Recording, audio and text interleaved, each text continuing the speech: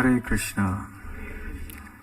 So this 13th chapter of the Bhagavad Gita is titled Nature, the Enjoyer and Consciousness. In the beginning, Lord Krishna defines and describes knowledge. What knowledge is and what it is not.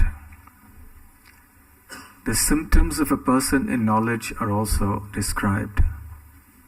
Generally, we think of knowledge in terms of a university degree or some mundane knowledge relating to this world.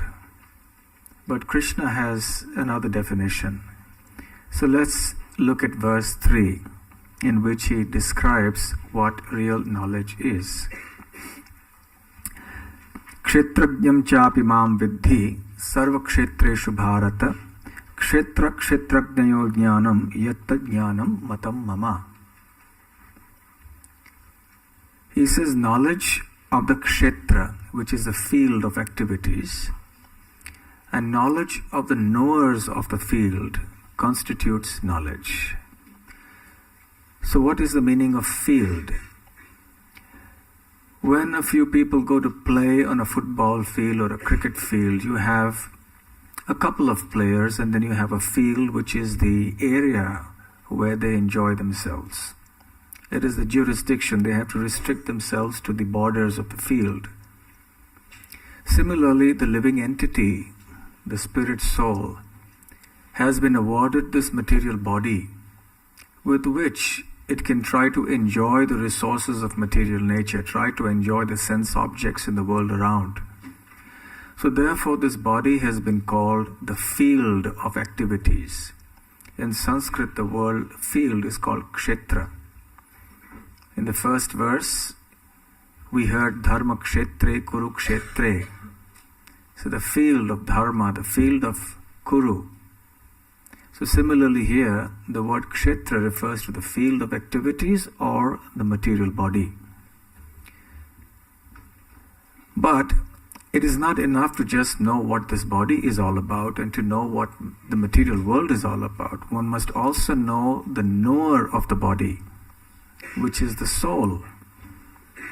The soul who is seated within the body knows the body.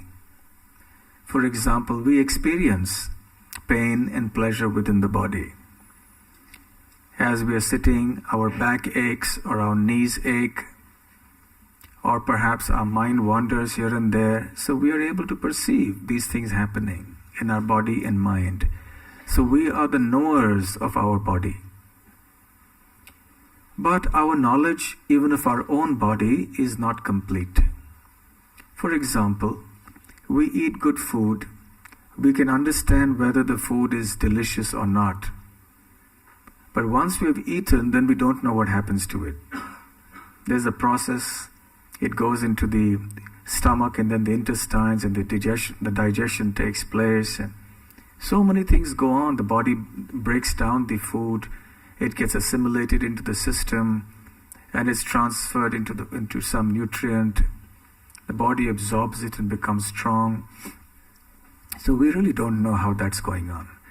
So as knowers of the body, our knowledge of even our own body is very, very limited.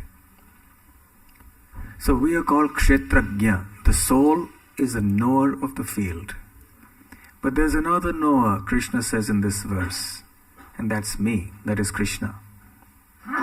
He says, I am the super knower because I know all the fields. I am present in every single body. You and I, as individual spirit souls, are present in only one body, our body, this body.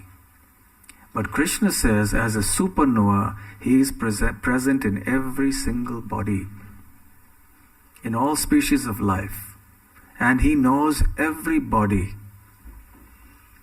And not only that, his knowledge of every single body is complete and perfect, unlike our knowledge of our own body, which is incomplete.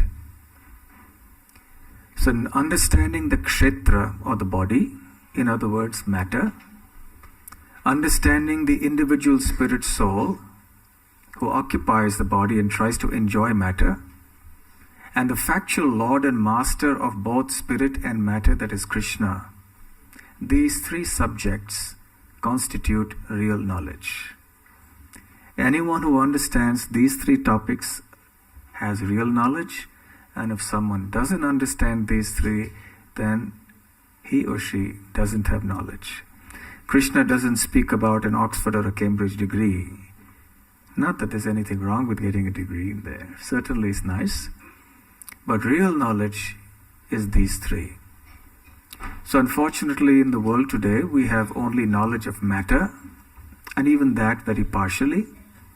But we have no knowledge of the individual soul, nor of the super soul who is present in the heart of every living entity. So this is a very important contribution that the Bhagavad Gita has to the people of this world, in that it gives us real knowledge.